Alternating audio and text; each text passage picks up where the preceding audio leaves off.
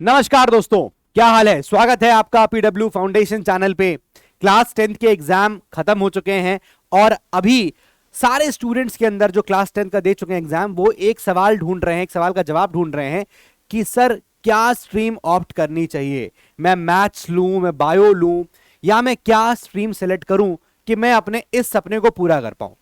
तो पहले तो आप अपना सपना डिसाइड कर लीजिए कि आप करना क्या चाहते हैं, आप बनना क्या चाहते हैं। और कहीं ना कहीं मुझे ये लगता है, जो मैं एसेस करता हूं, चाहे आप मैथ्स ले, चाहे आप बायो ले, आप इंजीनियर बने, आप आईआईटी बनना चाहें, आईआईटीएन बनना चाहें, या आप डॉक्टर बनना चाहें, what I personally feel is कि दोनों में से कोई भी स्ट्रीम हो, या तो इसके अलावा कोई कॉमर्स भी ले चुके हो, मुझे लगता है कि सब आदमी बहुत हद तक majority of the people of India, जो आप लोग हैं, बच्चे हैं, वो कहीं ना कहीं आईएएस बनने की इच्छा जरूर रखते हैं कि सर हमको आईएएस बनना है। क्या करें कि हम इस एग्जाम को कैसे दें, क्या करना होता है, क्या स्ट्रीम ऑप्ट करें। बहुत सारे मुझे डीएम आते हैं, डायरेक्ट मैसेजेस आते हैं कि सर 11th में मैं क्या लूं, क्योंकि मुझे आगे जाके आईएएस का तैयारी करना है। सर मैं 11th में क्या ऑप्ट करूं, क्योंकि मुझे आगे जाके ये करना है। और मेरे ख्याल से वो सवाल इसलिए आता है उन लोगों का, सीधी बात ये है, क्योंकि अगर उनको इंजीनियरिंग ही करनी होगी तो वो मुझसे नहीं पूछेंगे, है ना।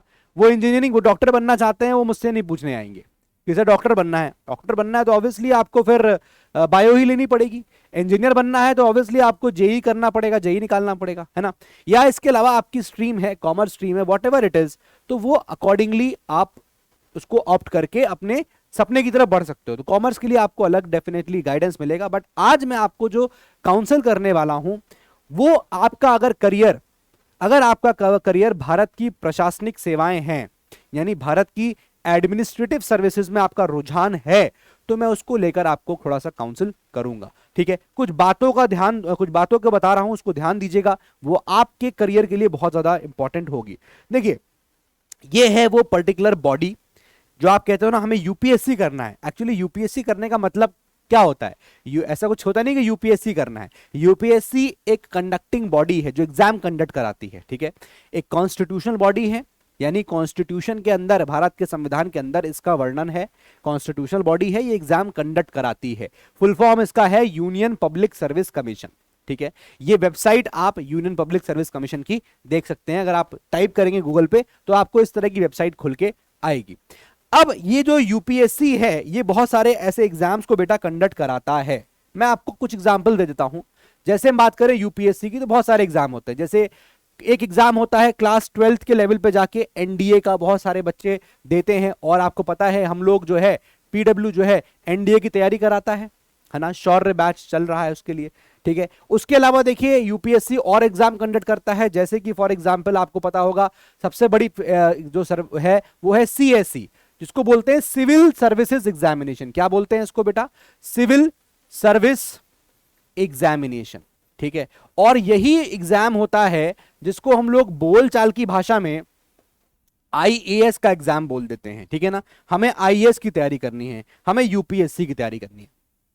तो जब बच्चा बोलता है ना, आप लोग जब बोलते हो ना सर हमें यूपीएससी की तैयारी करनी है, अरे यूपीएससी का मतलब तो ये भी होता है, यूपीएससी का मतलब तो ये भी होता है। सिमिलरली यूपीएससी और एग्जाम कंडक्ट कराता है, जैसे कि सीडीएस, जिसको बोलते हैं हम लोग कंबाइंड डिफेंस सर्विसेज, तो एग्जाम तो ये भी होता है।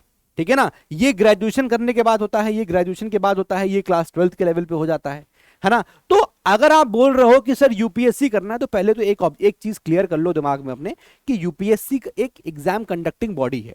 आपको एग्जाम कौन सा देना है ये बताओ। आपका सवाल ये होना चाहिए, सर मैं सीएसई सिविल सर्विसेज एग्जामिनेशन की तैयारी करना चाहता हूं, यानी मैं आईएएस की एग्जाम की तैयारी करना चाहता हूं, तो सर मुझे उसके लिए गाइड करिए। बच्चे सीधे पूछते हैं सर यूपीएससी की तैयारी करनी है। अरे यूपीएससी बहुत बड़ी चीज है, यूपीएससी कंडक्टिंग बॉडी है, बहुत सारे एग्जाम कंडक्ट कराती है। ये तो मैंने खाली 3 एग्जाम्पल दे दिए आपको, बहुत सारे एग्जाम कंडक्ट कराती है यूपीएससी। ठीक है, तो एक डाउट तो मेरे ख्याल से क्लियर हो गया। अब अगर मैं ये मान के चलूं कि जो आप मुझसे सवाल पूछते हो वो इस पर्टिकुलर चीज के लिए है कि सर किस तरीके से यहां पर जो है वो हम सिविल सर्विसेज की तैयारी करें, हम इस ऑब्जेक्टिव को कैसे पूरा करें, ये बताइए। हमारा क्लास 10th पूरा हो चुका है, हमें अब क्या करना चाहिए। देखो यार, मैं एक बात ये कहूंगा, मैं अपना बताता हूं आपको मैंने क्या किया था। देखो मैं पहले जब क्लास 10th क्वालिफाई खत्म, मेरा क्लास 10th पास आउट हुआ, तो मैं 11th 12th में मैं पीसीएम ऑप्ट किया। मेरे पास फिजिक्स केमिस्ट्री और मैथ्स था, ठीक है, ऑफ कोर्स। तो पीसीएम करने के बाद उसके बाद मैंने आर्ट्स सब्जेक्ट्स चूज कर लिए अपने ग्रेजुएशन में, यानी मैंने पॉलिटिकल साइंस ऑप्ट कर लिया, फिलॉसफी ऑप्ट किया और एंशिएंट हिस्ट्री को ऑप्ट किया था, ठीक है। बट मैं आप लोगों को एक जो करियर की बात बताऊंगा वो ये कहूंगा कि जब आप लोग यूपीएससी का सोचते हो, ठीक है, तो लोग सोचते हैं सर ह्यूमैनिटीज लेके आइए। बहुत बच्चे कहते हैं कि सर ऐसा है मुझे ना आईएएस का एग्जाम देना है, तो मेरे लिए आप क्या करिए, मुझे आप ह्यूमैनिटीज बताइए, क्या मैं ह्यूमैनिटीज लूं कि ना लूं। मेरा मैथ्स वीक है, मैं नहीं लेना चाहता, मेरा मैथ्स वीक है, मैं नहीं लेना चाहता। मैं आपको तीनों कंडीशन बता रहा हूं। अगर आप मैथ्स ले रहे हैं, आप जेई की तरफ है, या तो आप बायो ले रहे हैं, है ना, तो आप नीट की तरफ हैं। अब देखिए जरा कैसे लाइनें यहां पर खुल रही होती हैं, वो जरा आपको देखना है। देखिए अगर हम मैथ्स की अगर हम बात करें, आप आईएएस की तैयारी करना चाहते हैं, आपके पास तीनों ऑप्शंस हैं, और सबसे बेस्ट ऑप्शन मैं बोलूंगा, मैं सबसे बेस्ट ऑप्शन ही कहूंगा कि यार अगर कोशिश करो, हो सके तो ह्यूमैनिटीज को ऑप्ट मत करो। मैं तो यही सजेस्ट करूंगा, नो मैटर कि सिविल सर्विसेज में ह्यूमैनिटीज बहुत ज्यादा आता है, क्योंकि देखो सिलेबस तो ऐसा होता है कि आप पढ़ाई तो पढ़ ही लोगे, है ना, लेकिन what maths and bio can do, और वो ह्यूमैनिटीज नहीं कर पाता है, कर लेता है, डिपेंड टू पर्सन। लेकिन मैथ्स एक्सेट्रा चीज ऐसी होती है जो आपको आपके माइंड्स के जो नॉट्स है ना, उन धागों को खोलता है, आपकी थिंकिंग एबिलिटी बहुत फास्ट हो जाती है, ठीक है ना, क्योंकि यहां पर आप सवाल करते हो। अब आपने मैथ्स में करना है, आपको इंटीग्रेशन डिफरेंशिएशन, आपको मैथ्स अप्लाई करनी पड़ती है। यू हैव टू थिंक ये क्या लगे, किसका इंटीग्रेट करें, किसका डिफरेंशिएशन कर दें, क्या क्या लेट कर ले, तो you have to think. But humanities is something, अगर आप पढ़ रहे हो कि अकबर के बाप का नाम ये था तो था, अब इसमें कुछ सोचना नहीं है, आपका माइंड एप्लीकेशन जीरो हो गया। ह्यूमैनिटीज के साथ ये एक चीज बैक, मतलब ये थोड़ा सा प्रॉब्लमेटिक पार्ट भी रहता है, ठीक है। तो मैं तो ये कहूंगा, आप लोगों से सजेस्ट करूंगा कि अगर हो सके 11th 12th में, अगर हो सके 11th में आप 10 से पास आउट होकर जा रहे हो, अगर हो सके तो चूज पीसीएम, चूज पीसीएम, या फिर you can choose PCB also, ठीक है ना। तो या तो आप पीसीएम साइड पे आ जाओ, और पीसीएम आने के बाद आप आईआईटी की तैयारी करो। मैं तो यही कहूंगा एक आईआईटीएन बनने की कोशिश करो, और आईआईटी करके फिर आप बीटेक करोगे ऑब्वियसली। और बीटेक जब होता है तो बीटेक का एक फायदा पता क्या है, लोग हंसते हैं बीटेक पे, कह रहे बीटेक बहुत है, बीटेक बहुत करने वाले बीटेक पढ़े हुए हैं, बट बीटेक का फायदा एक ये होता है कि जब भी कोई बीटेक करता है उसको प्रेशर हैंडल करना बहुत अच्छे से आ जाता है। प्रेशर हैंडल करना, यहां से उसको जो सीखता है वो ये सीखता है कैसे प्रेशर हैंडल करना है। ये बहुत ही इंपॉर्टेंट पार्ट होता है किसी भी एग्जाम का, कि आप अगर लड़ाई लड़ने चले हो, क्योंकि यूपीएससी सीएससी का exam, civil services exam already बहुत बड़ा लड़ाई लड़ने का ग्राउंड है, ये ऑलरेडी बहुत बड़ा फ्रंट है जो आप लड़ने जा रहे हो, बहुत बड़ा फ्रंट है। और उसके लिए इंसान की मेमोराइजिंग पावर्स, जो ह्यूमैनिटीज में आपको क्या करना है, मेमोराइज ज्यादा करना है, उससे ज्यादा इंपॉर्टेंट है कि आपकी पर्सनालिटी कितनी तगड़ी है, ठीक है ना। पढ़ाई हर कोई कर लेगा, ऐसा नहीं है कि ये नहीं पढ़ेगा, कि ये नहीं पढ़ेगा, कि ये नहीं पढ़ेगा, हर कोई पढ़ेगा ऑब्वियसली। लोग ह्यूमैनिटीज लेते हैं, और ऐसा नहीं है कि बहुत नहीं लेते हो। आपका अगर चॉइस है, आपको पसंद, आपको अगर लगता है कि आप ह्यूमैनिटीज लेना चाहते हो तो आप ले सकते हो, बिल्कुल ले सकते हो। बट मैं ये कहूंगा अगर आप ह्यूमैनिटीज 11th क्लास में ले लोगे, तो जैसे आपने क्लास 12th पार किया, अब आप करने पहुंचोगे बीए, क्योंकि आपके पास कोई और ऑप्शन बचेगा ही नहीं, आपने ह्यूमैनिटीज ऑप्ट कर लिया है। अब इसके बाद तो आप बीटेक कर नहीं सकते 11th 12th में, है ना। अगर आपने ह्यूमैनिटीज चूज कर लिया तो इसका मतलब आपने अपने ये दोनों विंग्स क्लोज कर दिए, अब आप ये दोनों ऑप्ट नहीं कर सकते। लेकिन अगर आपने ये ऑप्ट किया तो ये आपका तो हमेशा खुला हुआ है, अभी भी खुला हुआ है, समझ रहे हो। तो ऐसा ऑप्ट करो कि आपके दूसरे दूसरे रास्ते भी खुले रहें। जब भी आईएएस की परीक्षा की बात करोगे, एग्जाम की बात करो बेटा, तो मैं ये कहूंगा हमेशा ऐसे तरफ जाओ, आईएएस देना है, आपका गोल है, आपका ड्रीम है, बिल्कुल उस ड्रीम के करीब जाओ। लेकिन उस ड्रीम के करीब जब जाओ तो एक बैकअप प्लान लेके जाओ। क्या बोल रहा हूं मैं, एक बैकअप प्लान लेके जाइए। क्यों? क्योंकि अगर मान लो आपका सिलेक्शन नहीं हुआ, तब क्या करोगे ये बताओ, तब क्या करोगे अगर सिलेक्शन नहीं हुआ। क्योंकि यह बात भी सत्य है कि जितने लोग तैयारी करते हैं, लाखों लोग एग्जाम देते हैं, और उस साल सिलेक्शन सीट कितनी होती है, 100 200 ऐसी सीट आती है, 300 ऐसी सीट आती है। तो यह बात तो पक्की है कि मैक्सिमम 90% ऑफ द लोग फेल हो जाते हैं उस एग्जाम में, 10% सेलेक्ट होंगे, और आप फिर से आप तैयारी करोगे। तो इसीलिए आपके पास एक बैकअप प्लान होना चाहिए कि आप लगातार कोशिश कर रहे हो और आपका सिलेक्शन नहीं हो पाया, तब क्या करोगे। अगर आप ह्यूमैनिटीज चूज करे होगे तो आपका बीटेक का जो एक जो आपका बीटेक का ऑप्शन था वो तो खत्म हो गया, आपका ये वाला जो ऑप्शन था वो खत्म हो गया। लेकिन अगर आप पीसीएम लेके आगे बढ़े होगे, अगर आपने ये ऑप्ट किया होगा बेटा और उसके बाद आप तैयारी करने गए आईएएस की, आपको सर आईएएस तैयारी करने गए, क्या वहां डिफिकल्ट नहीं होगा? नहीं होगा। अगर आज आप देखो तो जो टॉप रैंकर्स आप देखोगे आईएएस के एग्जाम के, वो देखेगा आपको कि वो आईआईटीएन होंगे या वो डॉक्टर्स होंगे, इस तरह की स्ट्रीम से होते हैं। नो डाउट कि यहां ये वाले स्ट्रीम भी होती है, ऐसा नहीं है कि गायब ही हो गई, लेकिन ये स्ट्रीम भी आपको अगर ज्यादातर सिलेक्शन आप देखोगे ना ऊपर से नीचे तक, तो आपको इन दोनों विंग्स के आजकल देखने को मिल रहे हैं। कंपटीशन इतना टफ हो गया है, ये लोग हैंडल कर लेते हैं प्रेशर को, ये लोग हैंडल करते हैं। क्योंकि बेटा ना बीटेक वाले कहते हैं कि भैया एक दिन एग्जाम से एक दिन पहले पढ़ेंगे और एग्जाम देके आएंगे, पास हो जाएंगे। ये कोई हंसी मजाक की बात नहीं है, ये भी अपने आप में बहुत बड़ा एक तरह कह सकते हैं अचीवमेंट होता है। आप एक रात में वो चीजें पढ़ रहे हो जो अगले दिन एग्जाम में आनी है, और आप उतना प्रिपेयर कर लोगे, उसको रिटेन करोगे। यही तो इस एग्जाम की डिमांड भी है सीएससी की। भाई आपको क्या करना है, बहुत ज्ञानी नहीं बनना है, आपको ज्ञाता नहीं बनना है कि आपने बहुत ज्यादा इंफॉर्मेशन स्टोर कर लिया, नहीं, वो होता है रिसर्चर का काम। पता चला एक ही चीज है, पॉलिटी है, अब उसको 4-5 किताब से पढ़ लिया आपने, वो मत कर, वो नहीं करना है। तो अभी आपको अगर करियर की बात करें, 10th क्लास खत्म हो गया है, सर मेरा एम अगर यूपीएससी करना है, तो आपके पास 3 ऑप्शन सामने है ना। वैसे तो ऑप्शन आपका कॉमर्स भी है, लेकिन मैं कहूंगा कि मत जाइए कॉमर्स के थ्रू, बाकी ऑब्वियसली आप जो है वो कॉमर्स यहां ऐड कर सकते हैं, ठीक है। अब यूपीएससी देने के लिए आप कोई भी स्ट्रीम फॉलो करें, क्योंकि यूपीएससी का डिमांड है कि आपको एक ग्रेजुएट होना चाहिए। ग्रेजुएट किसी स्पेसिफिक फील्ड में नहीं मानता है, वो किसी एक ऐसी किसी भी कोई भी आपको ग्रेजुएशन मांगता है कि या तो आप बीटेक हो, या फिर आप ऐसे बीए किए हो, या फिर आप पीजी करे हो, आपका डॉक्टरेट में आप सॉरी आपको आपका जो है बीएससी हो, या फिर आप कोई भी ऐसे आप ग्रेजुएशन किए हो, आपका बीकॉम हो, कुछ भी हो, not only this, B pharmacy, कोई भी यूजी लेवल का आपके पास डिग्री होनी चाहिए, ठीक है।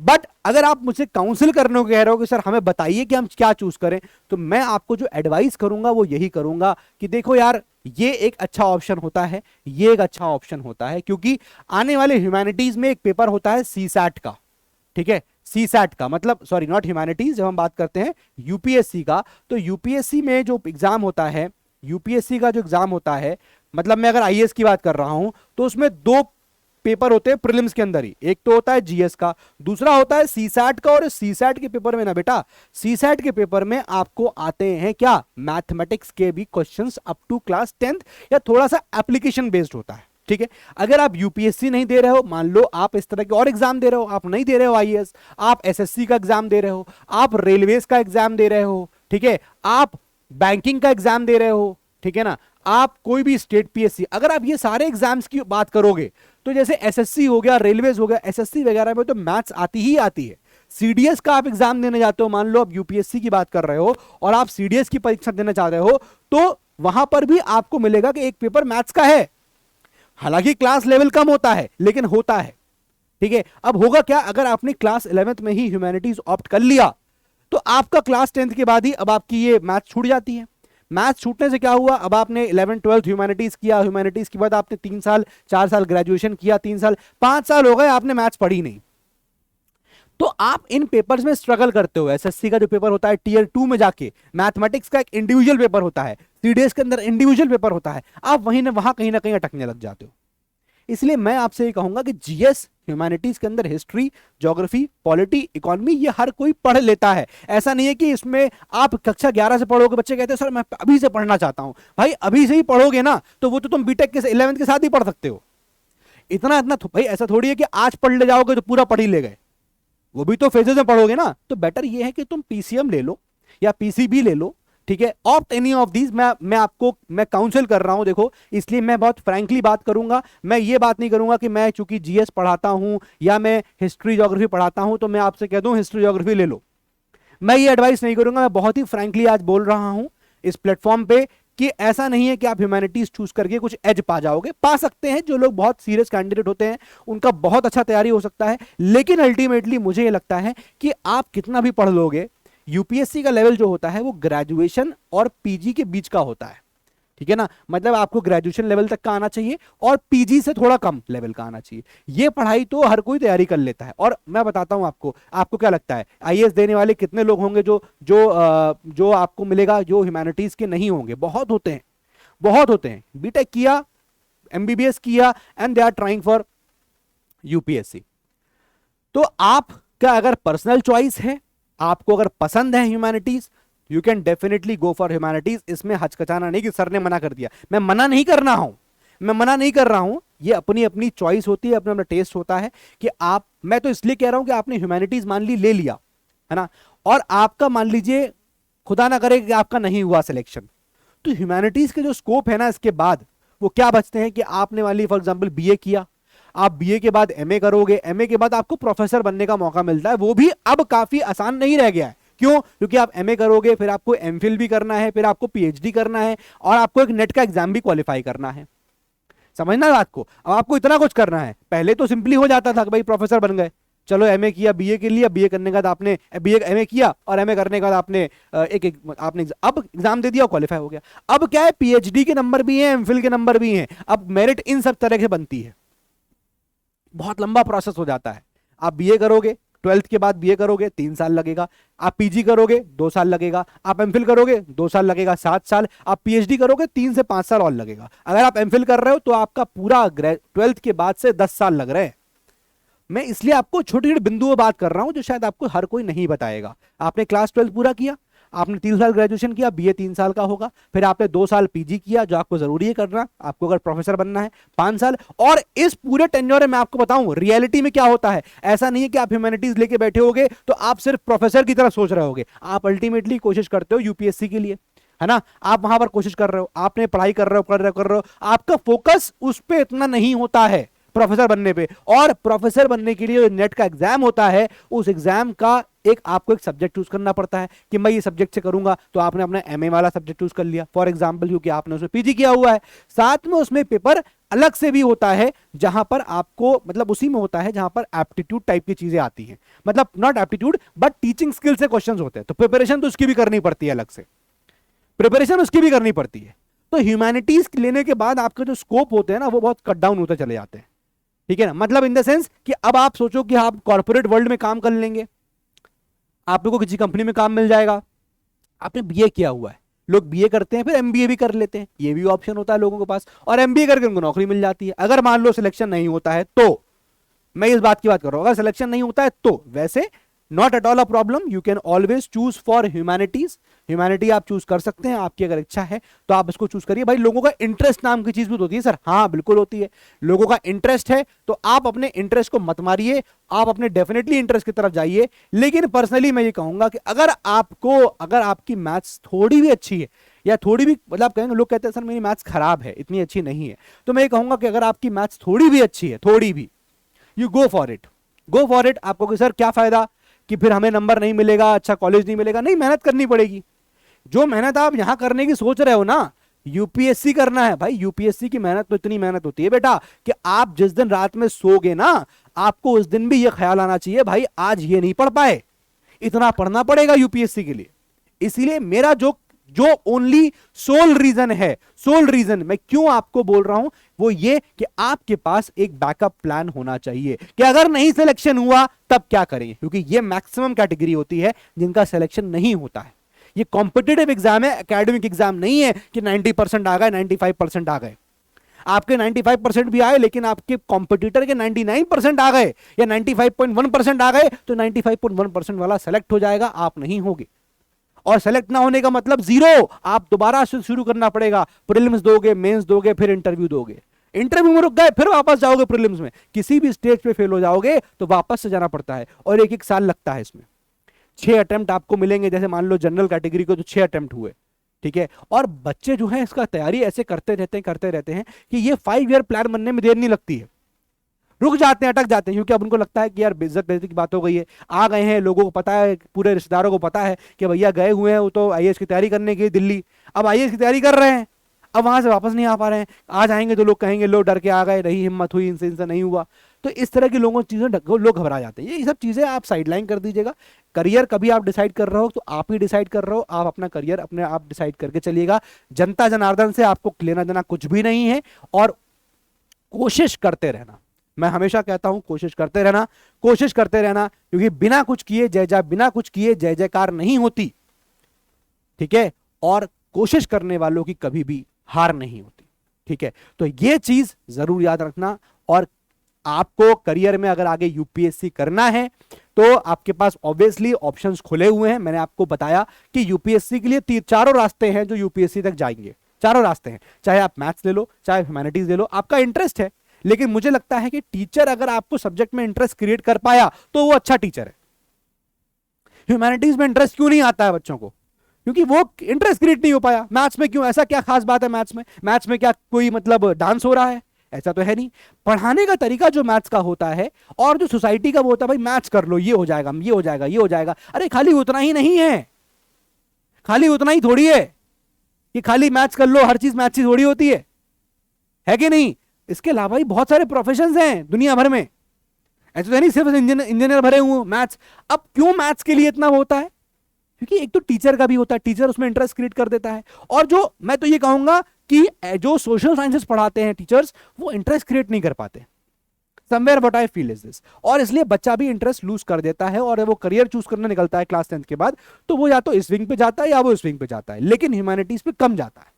लेकिन ह्यूमैनिटीज अगर आपको चूज करना, आपका इंटरेस्ट है, good and good, well and fine, आप चूज कर सकते हैं, you can go for it. But then pure dedication लेके चलना कि भाई फिर तो ये यूपीएससी करना ही करना है हमको। बैकअप प्लान ना होने का मतलब यह है कि सर पे कफन मान लिया हमने कि भैया सेलेक्ट होना है तो होना है, और नहीं हुए तो खल्लास, खत्म हो जाएंगे हम। क्योंकि आप कई साल लगा चुके होगे अपने, ठीक है? तो एज ऑफ नाउ बेटा आप क्लास 10th में हो, तो क्लास 10 से आप जब मूव कर रहे हो, बहुत सारे बच्चे जो कंफ्यूजन है उनके अंदर कि सर क्या लें क्या लें क्या लें। तो आई होप आपको मेरा एक आंसर मिला होगा। मैं ये कहूंगा आपका इंटरेस्ट है तो आप किसी भी स्ट्रीम की तरफ चूज करिए, किसी भी स्ट्रीम की तरफ। लेकिन अगर आप यूपीएससी की तैयारी करना चाहते हैं तो यूपीएससी के लिए definitely you can go for humanities. जैसे मैं बोल रहा हूं, बहुत बच्चे चूज करते हैं, आउट ऑफ इंटरेस्ट चूज करते हैं। लेकिन अगर आप ये सोच के कर रहे हो कि हमें अभी से तैयारी करनी है, भाई तुम अभी से तैयारी करें क्या करोगे? क्या करोगे? अभी क्या चल रहा है? 2022 चल रहा है। तुम पता है कब एग्जाम दोगे? तुम एग्जाम दोगे 2027 में जाके, आफ्टर 5 ईयर्स। अभी तुम 2 साल करोगे क्या? इंटर करोगे, 11th 12th, उसके बाद क्या करोगे? अगर तुमने बीटेक किया तो तुम 4 साल बीटेक करोगे, 6 साल के बाद एग्जाम दोगे। और अगर बीए किया तो 5 साल के बाद। भाई तुम जो आज पढ़ रहे हो 2022 में, क्या तुम 2027 तक रिटेन करोगे? नहीं, नहीं। हाँ, पर यह है कि बार बार पढ़ते पढ़ते पढ़ते पढ़ते एक चीज के रूबरू हम आ जाते हैं। बट यू नेवर नो यार, 5 से 7 साल बाद क्या स्ट्रेटेजी रहने वाली है, क्या सिलेबस रहने वाला है, क्या क्या चेंजेस आने वाले हैं, यूपीएससी लेके आएगा। You never know. और 5 साल के बाद आप 27 में शुरू करो एग्जाम देना, आपका कौन सा अटेम्प्ट हुआ? 1 अटेम्प्ट, 2 अटेम्प्ट, 3 अटेम्प्ट, 4 अटेम्प्ट, जो भी अटेम्प्ट में रहो, आपका 2030 आ जाएगा नौकरी पाते पाते। भाई 2022 में बैठे हो तुम अभी, आप समझ रहे हो इस बात को? तो अभी जो चूज करो वो ये एंगल से करो कि आने वाले कुछ सालों में आप इमीडिएटली एक बैकअप प्लान बना पाओ। बैकअप प्लान, ह्यूमैनिटीज चूज करते ही आपके पास बैकअप प्लान नहीं आता है, मोर और लेस, है ना? और आज के टाइम में आप देखो भी तो कितने लोगों को देखा है, भाई मैंने बीए किया, मैं आपको बता रहा हूं अनडाउटेडली, मैं खुद कह रहा हूं, मैंने बीए किया, मैंने पीसीएम था मेरा, मैंने पीसीएम लिया था, फिर मैंने बीए किया, बीए मेरा पॉलिटिकल साइंस से था, फिलॉसफी से था, एंशिएंट हिस्ट्री से था, ठीक है? फिर मैंने लॉ किया तो मेरे पास ऑप्शन लॉ का भी खुल गया। देखो मैंने बैकअप प्लान बनाया था, मैंने बैकअप प्लान बनाया था कि मैंने अगर यूपीएससी देना है, दे रहा हूं, फिर मैंने लॉ कर लिया कि अगर यूपीएससी में नहीं हुआ तो मैं लॉ की प्रैक्टिस स्टार्ट कर दूंगा, वकालत शुरू कर दूंगा, I am a lawyer also, ठीक है? But things were different plan for me, और फिर मैंने, मुझे इंटरेस्ट पढ़ाने में भी आ गया तो मैं यहां पर भी पहुंच गया। तो आई होप बेटा कहीं ना कहीं आपको ये थोड़ा सा भी समझ में आया होगा कैसे क्या करना है और किस तरीके से आप अपने करियर को मोल्ड करिए कि आप जो है अपने बेस्ट ऑप्शंस को चूज कर पाएं। अगर आप यूपीएससी करना चाहते हैं, यूपीएससी या फिर स्टेट पीएससी, कोई भी स्टेट का एग्जाम देना चाहते हैं, आप एसएससी देना चाहते हैं, रेलवेज बोर्ड, बैंकिंग, कोई भी एग्जाम देना चाहते हैं, इन सब एग्जाम की एक खास एक कॉमन चीज है कि इन सब में ग्रेजुएशन मांगा जाता है। ग्रेजुएशन कोई भी ले सकते हैं, बट बैंकिंग का एग्जाम हो गया, इन सब में मैथमेटिक्स का बहुत इंपॉर्टेंट रोल होता है क्योंकि आपको बहुत फास्ट मैथमेटिक्स करनी होती है। मुझे जो लगा, व्हाट आई फेल्ट लाइक मैं कहीं कहीं वीक रहा, वो ये बहुत फ्रैंकली बताऊंगा, मुझे लगा कि शायद मैंने बीए किया, 11 12 वाज मैथ्स पीसीएम, लेकिन फिर मैंने बीए किया, 3 साल मैथ्स से टच छूट गया, है ना? और फिर उसके बाद प्रैक्टिस भी करने उतरते हो तो वहां पर requirement is of practice, practice की बहुत रिक्वायरमेंट होती है। मैथ्स आती है, मैथ्स आपको फास्ट करना होता है, ट्रिकी करना होता है, तो आप जब प्रैक्टिस लगातार करते जाओगे ना तो आप मैथ्स के टच में रह पाओगे। आपको मैथ्स को लगातार मिलना पड़ेगा, आपकी मुलाकात मैथ्स से लगातार होनी चाहिए, ठीक है? तो आप बैंकिंग और रेलवे सोच सकते हो, एसएससी सोच सकते हो। तो देखो मैं आपको कितने सारे एग्जाम्स का और बता रहा हूं, अगर आपने मैथ्स की तरफ गए तो अगर आप बायो की तरफ गए तो ऑब्वियसली उसमें भी ये सब रास्ते भी हैं, बट बायो में again you will lack maths. और जो आज के एग्जाम्स का पैटर्न है उसमें मैथ्स जरूर रहता है, क्योंकि मैथ्स एक एप्लीकेशन वाली चीज है, एप्लीकेशन रिक्वायर्ड है, मैथ्स में एप्लीकेशन होता है। और आज के एग्जाम में कैंडिडेट से एप्लीकेशन मांगा जाता है कि तुम अप्लाई कर पा रहे हो कि नहीं, और वो मैथ्स सिखाता है। ठीक है, तो आई होप दैट्स इट। आपको मेरी बहुत सारी बातें, मैसेजेस क्लियर हो गए होंगे। ठीक है, कोई अगर दिक्कत है तो आप डेफिनेटली कमेंट सेक्शंस में जाके मुझसे पूछिए, मैं उन कमेंट्स को जरूर पढ़ूंगा एंड सम टाइम मैं उस पर रिप्लाई भी करूंगा। ठीक है, तो that's it. Hopefully you will have a very good career ahead, and I wish you all the best for your future endeavors. Thank you.